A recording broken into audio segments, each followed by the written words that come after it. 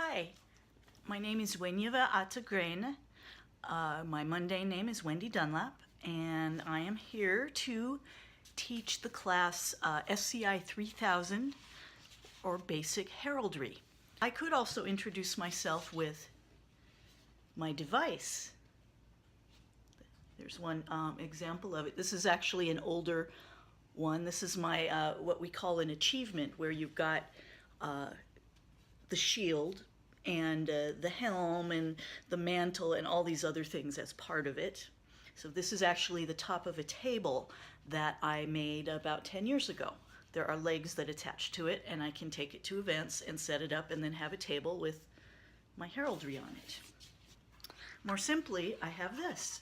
This is my device in a fairly simple form. This is actually on a stool. This is a stool that is used to play a game called stool ball, which is a type of medieval baseball, sort of. It is a historic bat and ball game. So what you see here is a shield, and on it a green space and a white space. It looks a little yellow here because the varnish on it has yellowed over the years. And then three beacons. These are beacons. If you look closely, you can see they're baskets with fire in them and a little ladder. And that is a heraldic beacon.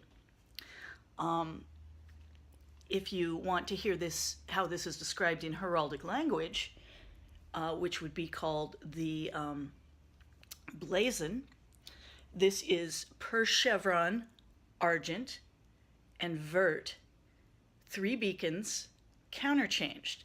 Now, before we go into the history of all this, I'll just explain really quickly what that means. Per chevron means that it's divided in a chevron shape.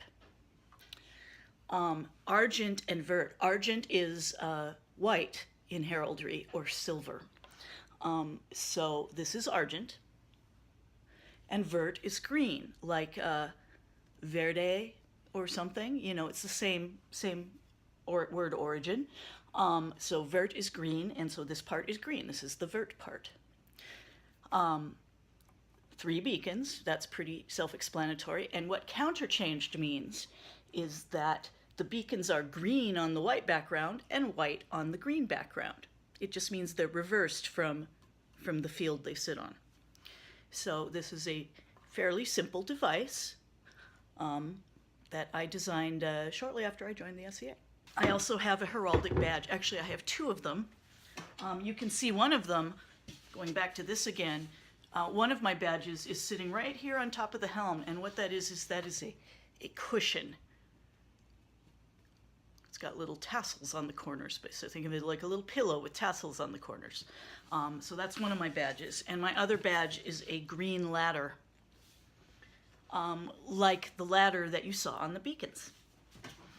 So anyway, we have a handout that goes with this. The handout is, excuse me, is this one, which you'll be able to download in the class space.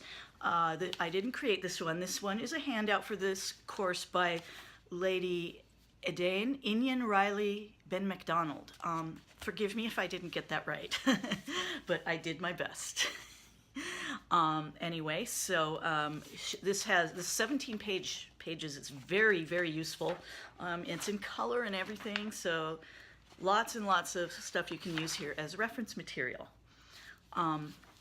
If you're interested in heraldry, there are also a ton of books you can pick up that are recommended on various SCA pages and so on and so forth. So heraldry is basically a way of representing yourself graphically. So I have my device that I showed you. So this is a way of representing me. If you see this on something, you know it belongs to me. If I have a banner on in my campsite that has my device on it, you know, you don't need to even be able to read. If you know that that symbol is me, you can say, oh, that's Raghaill's campsite because her banner is hanging there. And so this is very useful in a society where not everybody is going to be literate. and where people need to see from a distance, perhaps where you are. If you're fighting and somebody needs to see who is that guy under that helmet, because we cannot tell from the helmet who he is. But you've got a big, bright banner that has your device on it, then people can see who you are, and that's really cool. You start seeing this around the 11th century or so in England. You start seeing people using heraldic imagery as a representation of themselves.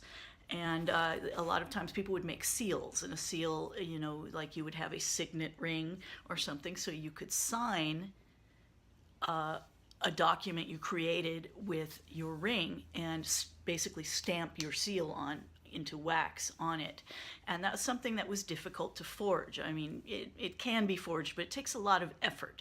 It's easier to forge writing than it is to, you know, make a new signet ring that somebody can use to forge your mark. So that's one use for them. And originally, the heraldry that knights and fighters used was just decorative, and it didn't really have any meaning. And at some point, it started to attach to specific people. Like one person would have a bird, and that red bird or whatever, that is him. And another person has a green beacon, and that is them. And this is something that was done so that you could be recognized and differentiated from as far away as possible. Now, the handout talks a little bit about how the Crusades affected this, which they did, and how you would need to use this heraldry to know who was your friend and who was your foe.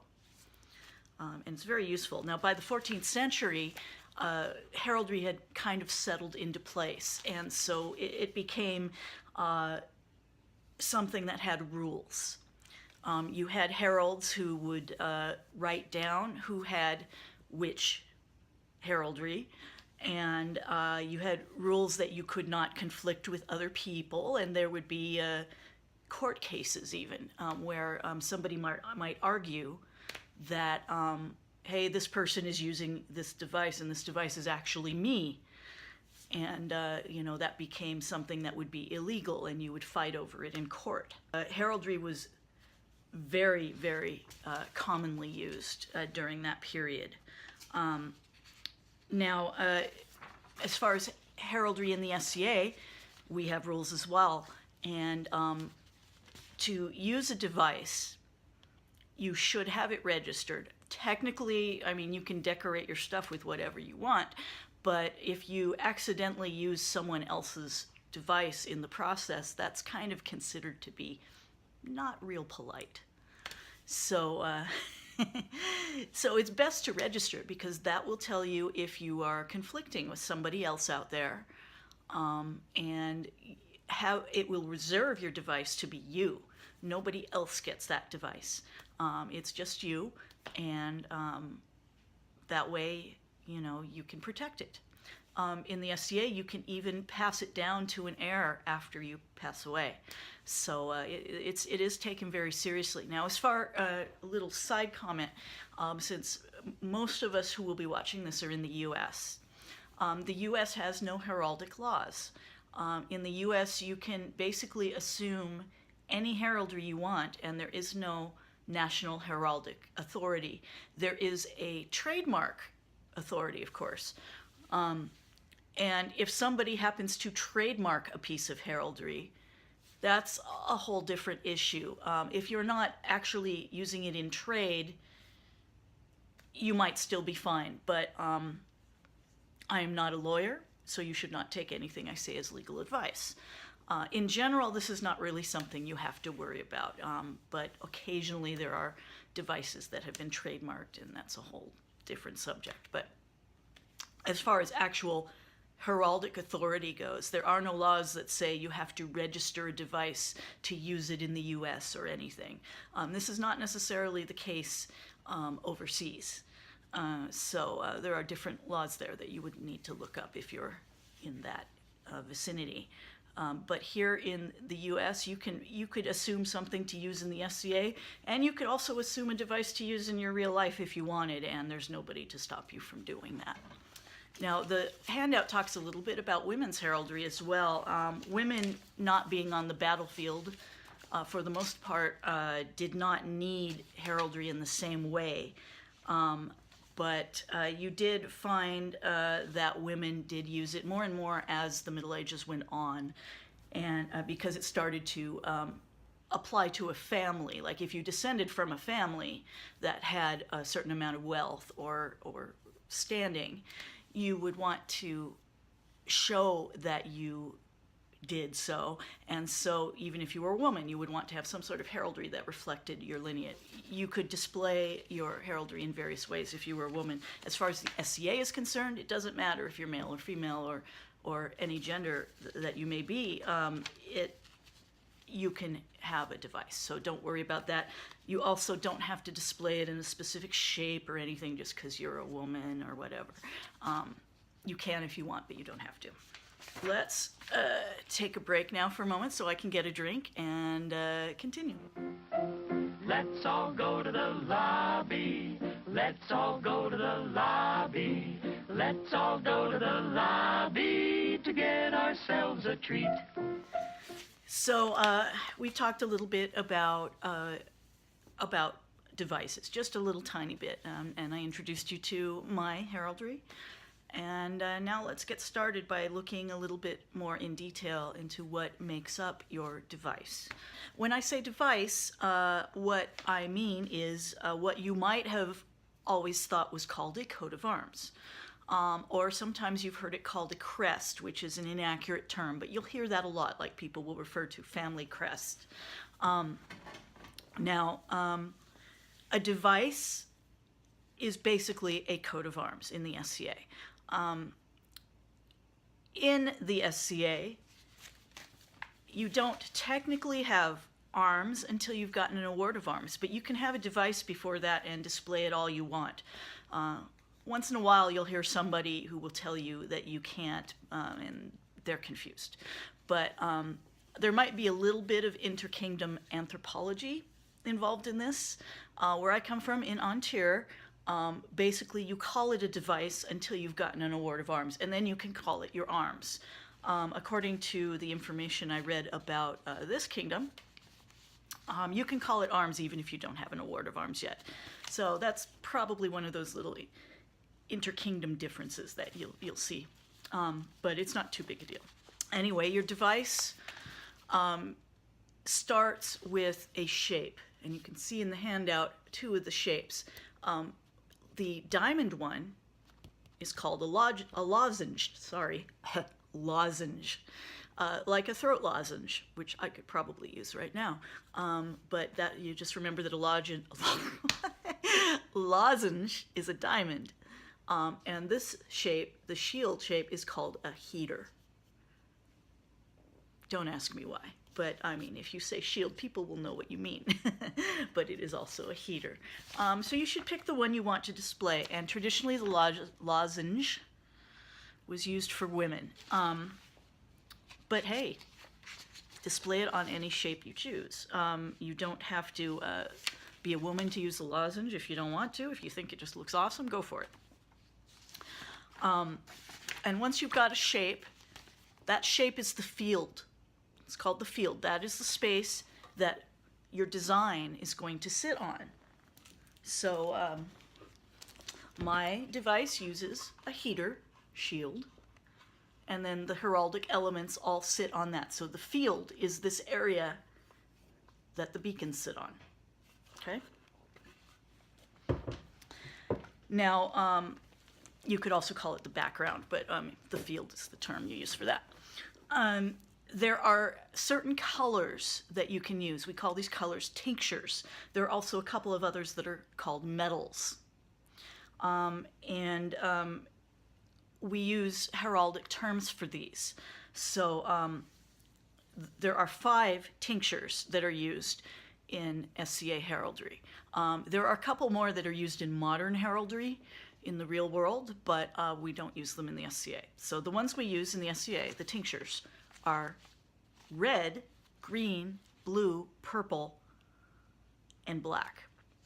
Now, we don't use those terms for them. We use the heraldic language. So red is gules. Green is vert. blue is azure, purple is purpur, and black is sable. So, you can kind of get to know, there aren't too many to memorize, but if you can't remember them, that's okay, that comes later. And you do them in bright primary colors. Like when we say purple, we don't mean a pale lilac or lavender. We use very bright colors like Crayola markers. Crayola markers are sort of the standard marker that they recommend for you to draw heraldry with. And that's basically the color you want. You just go for your bright red, green, blue, purple, black. Well, black can't be bright, but you know what I mean. But the two other colors are called metals. They're not called tinctures, they're called metals because they're based on metal. And they are argent, which is white or silver, and ore, which is yellow or gold. So you will have all of those that you can draw from when you're creating your designs. There are also patterns called furs, and those are a little more complicated, but you can kind of see these here in your handout, which goes into a little more detail, like ermine. This is kind of an ermine fur. And I can't even keep all the furs straight. There are a lot, but this is there, which is supposed to be a pattern of, if I recall correctly, squirrel skins all sewn together. So it's very, I can't think of the word. I mean, it's very abstracted, and it doesn't actually look like what it is meant to represent anymore. Neither does the ermine, really, which is supposed to be ermine tails on fur. Your design does not have to be all one color on your field, or one metal, or one fur. You can divide it in certain ways. Now let's go back to mine again. So this was per chevron. It's divided with a chevron. So you have two different colors, or actually you have a metal, argent, and a color, vert. And there are a lot of ways you can divide your field. Once again, check your handout, and you're going to see a bunch of them in there. You've got per fess, per pale. There's per chevron right there. Per bend. Per pile. I never can remember that one. Per saltier, and so on and so forth. And so you can see they can get actually fairly elaborate and loud if you want. Like per, I don't know how you say it, gyrony? Anyway, that one's pretty loud, but you can do that. And or you can just keep it very simple and just have one color on your field. As long as you're not conflicting with anyone, do what you like. You can see here that most of these are azure, blue, and argent. Azure and argent, azure and argent. Now, when you divide your field, you don't have to use a straight line either. Now, I used a straight line in mine. My per chevron is just straight line that makes the chevron. But you have other choices, and check these out. See, this handout is awesome. It has everything. So you can have wavy lines and embattled. Embattled is like at the top of a wall in a castle, that shape. That's called embattled or dovetailed. Engrailed is like ocean waves. Invected is like upside down ocean waves, and so on and so forth. It's really cool. So, you may want to divide something per bend or whatever, but you want the line to be wavy, and these are options that you have. There are other things you can do. You can have these things which are called ordinaries. And the way she describes them in here is great, because she says they're sort of like field divisions in that you can have different colors or charges on either side of them, which makes them more like fat lines of partition. But heraldically speaking, they're treated as a geometric charge. That is something sitting on top of a field. A charge is an item that sits on your field in your heraldry, okay? So you've got like this here, which looks like a per bend with a very fat red line dividing the two sides, but it's not per bend, it's just a bend. That angled line is called a bend, and here you have an angled line, a bend, gules, red, so it's a red angled line, a bend, gules. And here you have a bend sinister, and that just means it goes the other way. You'll hear the terms dexter and sinister a lot in heraldry. Dexter is right. Sinister is left. So kind of keep that in mind for a few minutes there. Dexter is right, sinister is left. So bend sinister is a bend that's basically pointing the opposite way from the standard one, which is just a bend. Pale, fess, chief, and so on. Saltire, cross. Cross is really common in Old Heraldry. You see that all the time. So you've got your various ordinaries you can use here. If you have charges on your device, you're going to have to say where they are on the device. We divide your shield into these different spaces. So we have the chief, which is the area at the top, the base at the bottom, dexter is the right, and sinister is the left. And you might be looking at those going, but sinister is on the right, dexter's on the left. What's that about? It's done from the point of view of the person who is holding the shield. So if I'm holding the shield, dexter is on my right. This is my right hand. Sinister's on my left. This is my left hand. You might put something in chief or in base, which means it's located near the top or the bottom, and so on and so forth. Let's talk about the rule of color, shall we? Rule of color means that you cannot have color on color. And you're like, what the heck do you mean? Aren't they all color on color? You've got like a blue and a white and a black and a red. And no, what that means is, let's go back to when we talked about tinctures, colors, versus metals, which are two specific colors that refer to metal. You cannot put red on blue generally, yellow on white generally, green on black generally. I'll explain why I'm saying generally in a second. The reason for that is if you put colors on colors or metals on metals, they're very low contrast.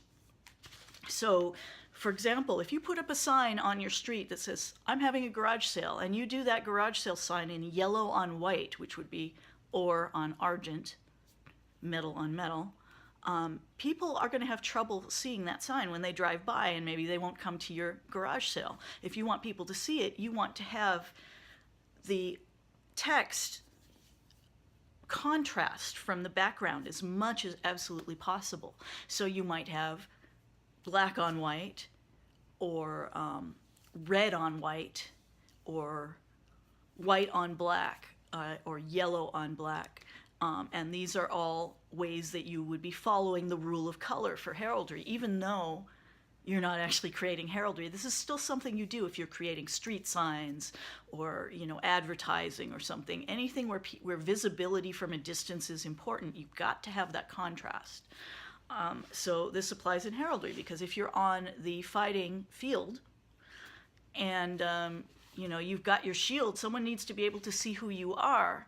And if they can't see unless they get too close to you, well, that's dangerous, because if you're their enemy and they get close so they can read your shield, you're going to just whack them. So we don't want that. So we follow the rule of color. So there's a chart here that basically says what you can put on something else. So you can put all the heraldic colors on the metals, but you cannot put the metals on the colors. And it says no here, but you can't even read that because it's so low contrast, and that illustrates the problem right away. And over here it shows that you can put metals on colors, but you can't put colors on colors. Now, the reason I said generally is because if you've got something where a field is divided in two, you can have two different colors there sometimes, but that's a little more complicated, and we're not going to talk about that right now. So let's get to charges. Charges are just all the variety of things you put on your device. My charges are beacons. Heraldic beacons are fire baskets, basically, with ladders. They do have to have the ladder. That's what I discovered when they passed my device, because I left the ladders off, and they told me, well, we're going to pass this, but you need to always draw it with the ladders. But there are so many other things. If you just look at a variety of heraldry, now here's a book. Actually, we can just look at the cover here, and we see that we have fleur-de-lis and eagles, and maybe those are lions, I don't know. Various birds. We have these stripes and more lions. There's a lion with a crown and a queue fourché, which is a split tail. Cross, a castle, a hill with a type of cross on it, two hands holding up a crown. You know, they're just all these things. These are actually very simple devices you see here. These are fairly early, I think. But they're very medieval looking, and even though they're very simple, you just see the variety you have here. Lots and lots to choose from. So you can have all kinds of crazy things if you want. I mean, the common things you see are things like crosses and lions and so on. But you'll also see things like a sleeve from somebody's dress, or a urinal. I kid you not. There are even weirder ones. Trust me. Ask a herald, and they will regale you with some stories of actual medieval heraldry that's bizarre. Severed heads, winged cats. I'm looking at the handout now. Those are the ones he mentions in there. And so on and so forth.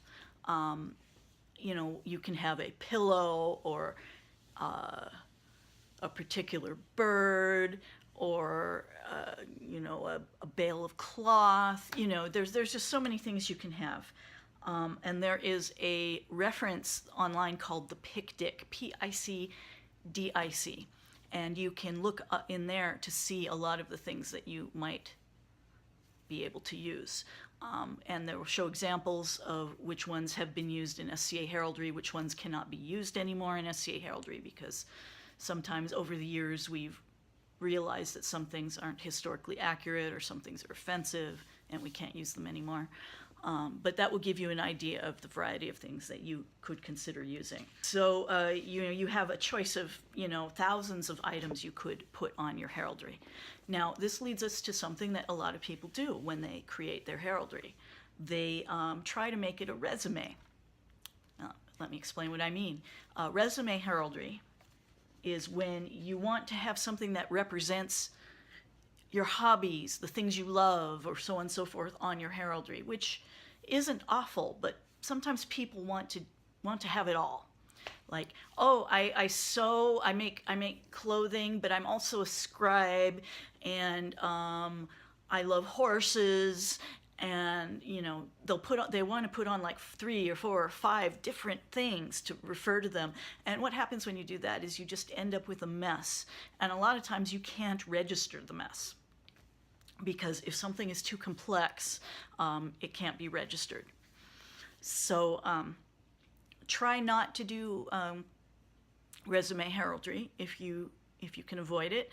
It's something that you look in period, and most of the time you don't see that. You don't see somebody who does a device that represents all the things they love to do. A lot of times you'll see things that are a pun on their name or something. But the resume heraldry thing that people want to do now is just not really something you see in the Middle Ages. Instead, find a way to just represent yourself without being extreme about it, and you'll be fine. Maybe not all your hobbies, maybe just one. The handout has a lovely selection of things you can look at that are possible to use. There's animals and such. There's a... Oh, this is actually showing the position for animals as well. This is not just showing the charges, this is showing their positions. So the various positions that an animal might stand or sit in they all have heraldic names as well. So you have rampant, which is a real common one. There's a lion rampant. Salient. Statant. Statant's just standing there with all 4 legs on the ground. Passant is walking. couchant, courant, ségeant, ségeant erect, so that's sitting, but sitting up on the hind legs, and so on and so forth. And here's some that specifically refer to birds and fish and lizards and things like that. And there are some additional ones, and they talk about here like cul fourché, which means the tail is forked. Coward, what do you think that means? That means the tail is tucked between their legs. Coward, so that makes sense, and so on.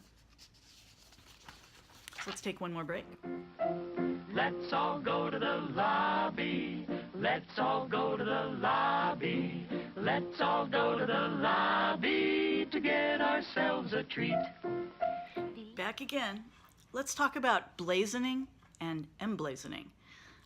These are words that are really easy to confuse, and even though I've been doing this for a long time, I usually have to stop and think which is which to this day, because they're so similar and they mean two different things. But blazoning is describing your heraldic design in words. The heraldic description is called the blazon. And that's just describing it using the heraldic terms in a way that any heraldic artist should be able to draw your heraldry just from those words without having to actually see it. Emblazon. The emblazon is the drawing of your heraldry. So you use the blazon so that you can create an emblazon. Does that make sense? So this here, back to the stool again, this is an emblazon of my heraldry. But the blazon of the heraldry is, and I did this earlier, but let's go back to it for a moment, per chevron, argent and vert, 3 beacons inflamed, counterchanged. I forgot the inflamed part when I mentioned it earlier. I always do. So if somebody got that description and they didn't have this picture to look at, but they were a heraldic artist and they understood the blazon language, they would take a shield and they would divide it per chevron, argent, so the top part is white, and vert, the bottom part is green, 3 beacons in flames, so they have 3 beacons and they're all burning. Inflamed means they're lit up. And counterchanged, and that tells them exactly what color the beacons are. So it's a very clear description. Now, how to do blazon correctly is really, really way beyond a intro to heraldry class, because it's complicated, and even good heralds will argue about it sometimes and have to figure out how to blazon something, because some things are easy and some things are not. So if I need to blazon something, I usually ask a very experienced armory herald. An armory herald is someone who kind of focuses on this aspect of heraldry. I would ask them how to do it, because my primary specialty is names rather than armory. So I let the armory heralds do it because they will be better at it than I will. But just some basics on creating a blazon, the general rule of thumb, but don't feel bad if you need to look for help for yours. Also, when you register, a little side comment, when you register your heraldry in the SCA, what they use to register it is not the words you send them, it's the emblazon, the picture. So when I sent them a picture of my heraldry, they register it with what they've decided the blazon will be. So if I made a mistake, if I said per chevron, vert and argent instead of argent and vert, but the picture is argent at the top, vert at the bottom there, they are going to register it based on the picture and not what I said. So don't worry about getting yours perfect, because if you go to register it, they will correct that for you. As long as your heraldry is registerable and doesn't conflict with somebody else, they'll give you the correct blazon for it. But anyway, the general rule of thumb is that you start by listing the field division if there is one. In my case, that was per chevron, followed by the type of line of partition. Now that means whether you used a straight line or a fancy line there. Mine is just straight, so we leave that out in my blazon. But if I had used like an embattled line, it might have said per chevron embattled. And that would say that there was an embattled line making the per chevron. Then the colors of the field. In my case, argent and vert. If there is an ordinary on the field, you list that by its colors. So if there had been a chevron on the field, then it would say a chevron or whatever the chevron happened to be, whatever color. Then if you name the main charge and list its posture, if it has a posture, list its position, its color, anything attached to it or around to it, and the items and the colors. Then you follow that with subordinaries and so on. And this is, you've got your little chart here in your handout that makes that a little easier to follow. But as I said, this is not something you have to worry about at this stage. You know it's here, and you can look at this and learn a little more about it if you want, but it's not necessary to worry about it at this stage. Oh, in the handout here is a lovely bit of heraldry that she has a picture of, and it says, it belongs to a friend, and it is the most complicated heraldry she knows, and oh my God, that's no joke. Let's hear what the blazon for this heraldry is. And that's actually quite beautiful heraldry, but it is a little complicated, and the blazon is very long. So, gyrony of 10.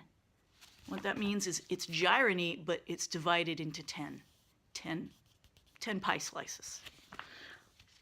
Purpur and ermine.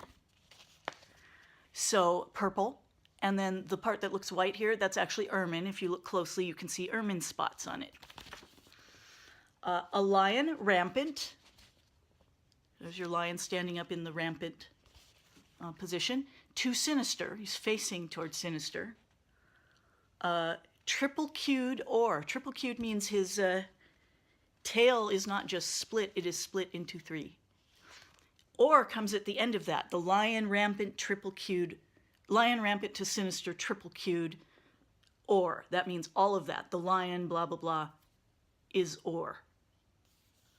The color comes kind of at the end of the thing that it describes.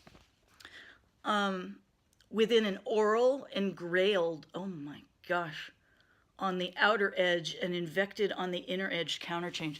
That is really hard to explain. But you see this here? An oral is that ring shape. And engrailed means ocean waves, and invected means kind of reverse ocean waves. And so the inner edge and the outer edge of the oral have that shape on them, but it's counterchanged so that wherever it sits on top of purple, it's ermine. And wherever it sits on top of ermine, it is purpur. And oh my gosh, that's complicated. So while I think this is pretty, you might want to design something a little simpler, because if you ever have to sew this or paint this on any of your stuff, you're going to hate yourself if you do something that complicated. Trust me. When I created mine with the beacons, I was like, oh, no problem. I know how to use Photoshop. You know, I don't have to always worry about the complication of these shapes. Well, that was wrong. Because since then I have wanted to sew versions of it and so on. And yeah, it's a pain. Anyway, once you have something that you love, and one way to make sure you love it is print it out, live with it for a while, put it on your fridge, put it above your desk, stick it on your computer, whatever. Just have something where you look at it for a while and make sure you don't hate it after a few days. Then you can take your drawing of your heraldry and go to a herald, the local one in your branch, or a herald's point at a big event. Or you can also go online. There are Facebook groups that will help you figure these things out as well. And you can consult with them. If you can't draw very well, you can also get people who will help you put together a drawing. And then the herald can help you figure out the blazon and check for conflict. as well as they can. Checking for conflict is a science of its own. And also it can be very difficult sometimes, but not always. And then they see if there are any errors or so on. Then they'll send it on to the kingdom. And you should check in your kingdom to see what the process is, because some kingdoms you have to give it to a herald who will then send it on. In other kingdoms, such as Antir, you are responsible for sending your heraldry to the kingdom yourself. So you check and see what it is in your kingdom. But they'll send it on, and the kingdom heralds will look at it. They might send it back and say, hey, we found a conflict, or hey, we found a rule that was broken, you need to fix this. But if they don't send it back, they post it up on the Oscar site, which is a site where which heralds use to discuss submissions that people send in. And they will talk about it, and you'll get comments that say things like, wow, this is great, no conflicts, let's move it on. You might get comments that are from people saying, hey, I think there might be a conflict with this other one, what do you guys think? And so on and so forth. And once they have a consensus, then they either return it to you and ask for changes, or they will send it onward to the Society Herald to look at. And once it gets up there, it is checked on by heralds from all over the known world, and they will decide whether, yet again, it's just like the kingdom check, only you have more eyes on it and more experienced eyes usually, though not necessarily. Some of the people who comment for the society level also comment for a bunch of the kingdoms as well. So anyway, so they'll look at it and decide whether there's anything that is a concern, and if everything is okay, they will register it. And they will let you know. And this does take a while, but once it is registered, it is yours forever. It is yours after you die, unless you do a heraldic will to pass it on to someone else. You got it, and nobody else can conflict with you from that point on. So that's how the process goes. And it's a little frustrating sometimes. The very first time I sent mine in, it was returned. I'm actually glad they returned it. I mean, at the time it was frustrating because like, now I got to wait another 9 months or whatever it took back then. And, but it returned because it conflicted with another device. But by redoing it, I came up with a design that was better and more medieval in style than the previous one had been. The previous one had been a little more modern. So, don't feel bad. If they return it, they're just trying to help you get something that will work, that will not conflict with someone else and hurt people's feelings, and something that you will hopefully love and be able to use forever. One more thing about that, though. What if you register something and you don't want to use it forever? Maybe you do get sick of it after 3 years or whatever. Well, that is okay. You can register more than one. There are rules about that, but you can, if you don't like it, you can change it. You can also release your heraldry if you're like, oh, I don't want this. I have nothing. It has nothing to do with me. I don't ever want to use it again. I'm going to release it in case someone else wants it. You can do that as well. I know this might have sounded a little scattered because I'm just kind of winging it here. But if you have questions, please post them. Ask me anything. I'm going to edit this into a video that has smooth it out a little bit and add some links and various things to help you out. I hope you enjoyed this. I hope you learned something. I hope you're thinking of some ideas for your own heraldry. And this handout is really good, so make sure you grab a copy. And if you've got some heraldry you want to, or ideas you want to show, please post them. I'm not the person you want to ask about conflicts and stuff because I'm not good at conflict checking. But I can, give you some feedback on style and things like that, or if you need some ideas or whatever. So thank you for watching, and I will see you around.